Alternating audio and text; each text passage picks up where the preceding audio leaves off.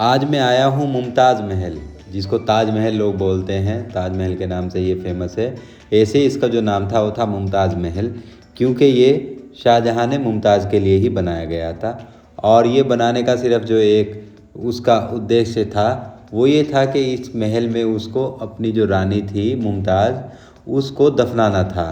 यानी कि शाहजहाँ ने जो ये महल बनाया था ये मुमताज़ के लिए बनाया था। और जो इसकी अगर हम हाइट की बात करते हैं तो इसकी जो हाइट है वो 240 फीट हाइट है।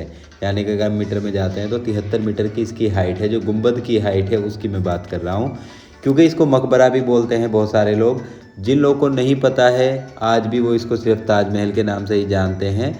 लेकिन मैं आपको बता दूं कि इसका जो नाम था वो पहले था मुमताज़ महल, क्योंकि जिसके लिए जिस रानी के लिए बनाया गया था उसी की कब्र इस महल में जो सामने गुंबद आपको दिखाई दे रहा है उस गुंबद के नीचे में सेंटर में इसकी कब्र है, जिसका गेट बहुत कम लोगों के लिए ही खोला जाता है।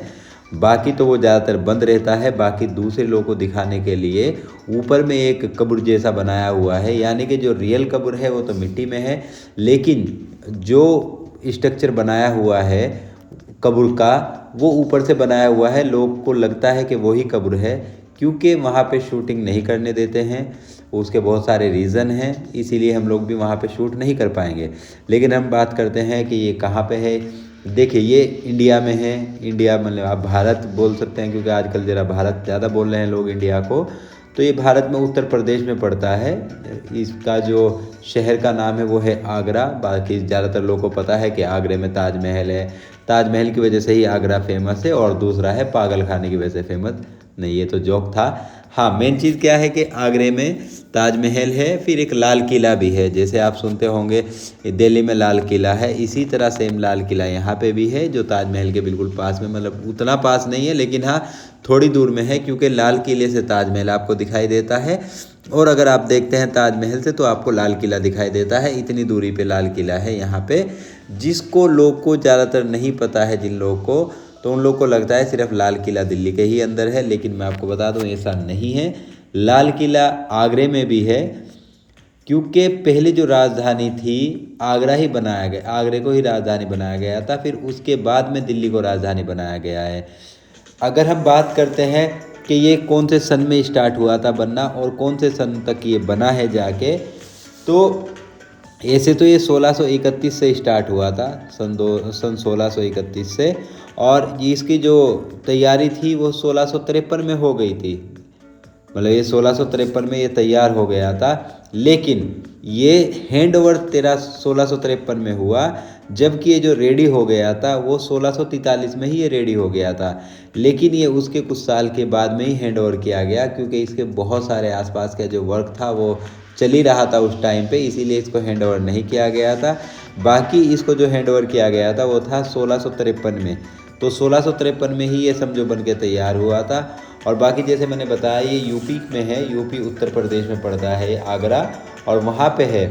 और अगर हम बात करते हैं इसकी खूबसूरती की, तो देखो अगर दुनिया में अजूबे हैं, जैसे मैंने आपको बताया दुनिया में 8 ही अजूबे हैं, और एक अजूबा ये माना जाता है, जो कि 8 अजूबे में से अगर एक अजूबा ये है, तो इसकी खूबसूरती को तो मैं क्या ही बयां कर सकता हूँ आप लोगों के सामने।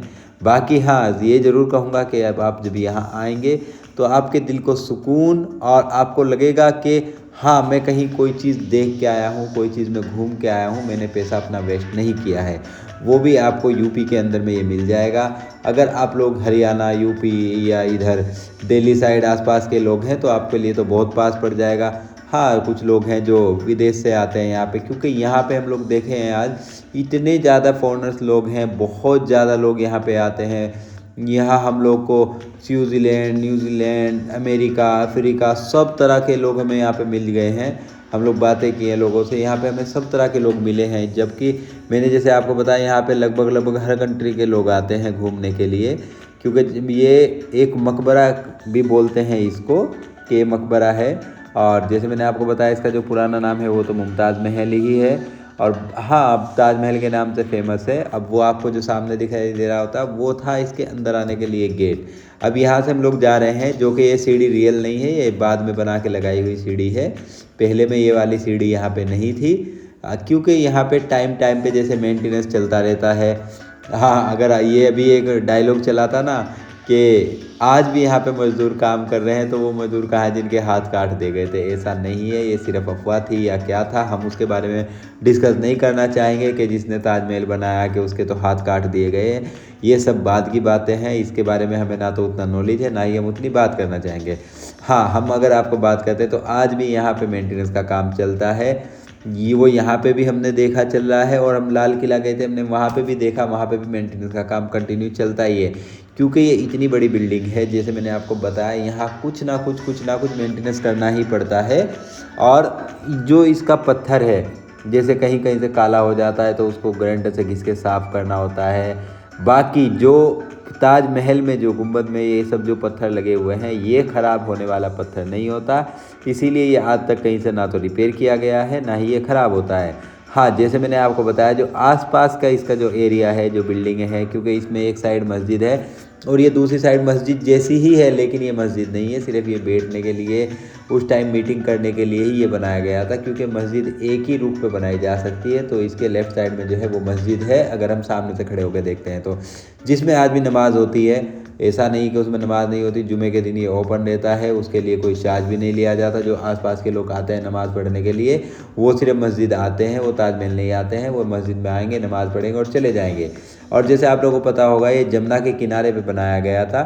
अब ये पीछे में जमुना है, अब तो खैर जमुना का पानी गंदा हो गया है, लेकिन एक टाइम बताते ऐसा था कि इसका जमुना का पानी आके बाउंड्री पे लगता था ताजमहल की, और वही इसकी सुंदरता थी, जो इसका पानी आके लगता था। और उस टाइम पे पानी भी साफ़ होता था, जैसे सामने आप देख रहे हैं वो पार्क है, और यहीं से हमें दिखाई देता है।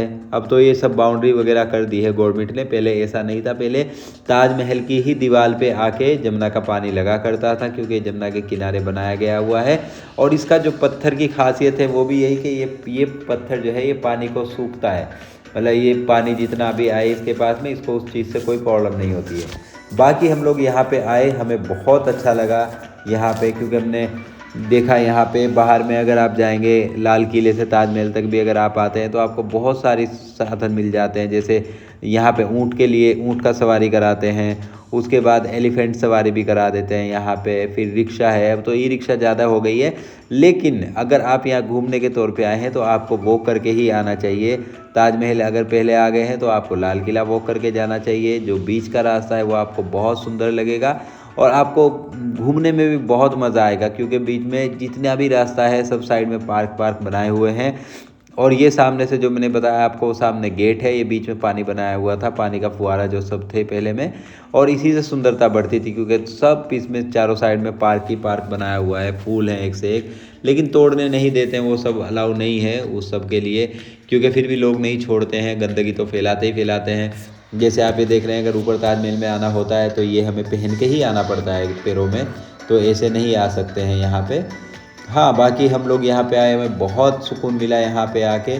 और जैसे मैंने बताया, यहाँ पे आप किसी भी मौसम में किसी भी मंथ में आ सकते हैं, यहाँ पे हमेशा ये खुला रहता है।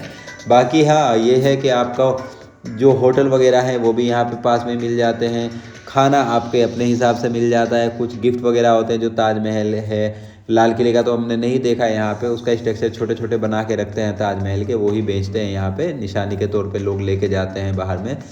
बाकी यहाँ पे जैसे मैंने बताया आपको, आप आइए, आपको आके बहुत मज़ा आने वाला है यहाँ पे। यहाँ पे आपको एनी टाइम भीड़ ही मिलती है, ऐसा नहीं है कि आप आए और अकेले ही घूम रहे हैं, ऐसा नहीं होता है। यहाँ पे लोग हमेशा रहते ही रहते हैं, क्योंकि इतनी लंबी लाइन थी बाहर में, जो मैंने आपको नहीं दिखाई है, कि यहाँ पे देख के दिमाग ख़राब हो जाता है कि यार इतनी लंबी लाइन से कौन जाएगा अंदर में। तो इसीलिए मैं बोला, आप यहाँ जब आएंगे तो आपको बहुत मज़ा आने वाला है, बहुत इन्जॉय होगा यहाँ पे आपका आके, और आपको बहुत सुकून मिलेगा। आप एक 8वां अजूबा ये है ताजमहल, जो मैंने बताया। दुनिया में 8 अजूबे हैं, अगर आप नहीं बाकी देख पाए तो कम से कम आप लोग एक तो देखो, ज़्यादा दूर नहीं है। जैसे मैंने बताया यूपी में पड़ता है, यूपी में आप आ सकते हैं, उत्तर प्रदेश में, दिल्ली से भी ज़्यादा दूर नहीं है। उसके बाद अगर आप यूपी में कहीं से हैं तो आपके लिए तो और आसान है, आप मुजफ्फरनगर, मेरठ, कहीं से भी यहाँ आ सकते हैं। ट्रेनें हैं, बसें हैं, सब कुछ आता है यहाँ पे। तो आई होप आप लोग को ये वीडियो पसंद आई हो। अगर आपको वीडियो पसंद आई तो वीडियो को लाइक करें, शेयर करें अपने दोस्तों के साथ में, ताकि उन लोगों को भी खुजली हो यहाँ आने की, और वो आएँ यहाँ पे और देखें आके कि क्या बनाया गया है। एक राजा ने अपनी रानी को किस तरह का तोहफा दिया है, सिर्फ एक उसको दफनाने के लिए ये बनाया गया है। तो लोग भी आके देखेंगे, शायद अपनी वाइफों को, अपनी गर्लफ्रेंडों को कुछ ना कुछ तो वो भी गिफ्ट में दे ही दें इसको देखने के बाद में। तो आई होप आप लोग शेयर ज़रूर करेंगे और सब्सक्राइब कर लीजिए, क्योंकि मैं इसी तरह के टॉपिक पर वीडियो बनाते रहता हूँ कहीं ना कहीं जाके। तो मिलते हैं नेक्स्ट वीडियो में इसी तरह नए टॉपिक के साथ। जब तक के लिए जय हिंद।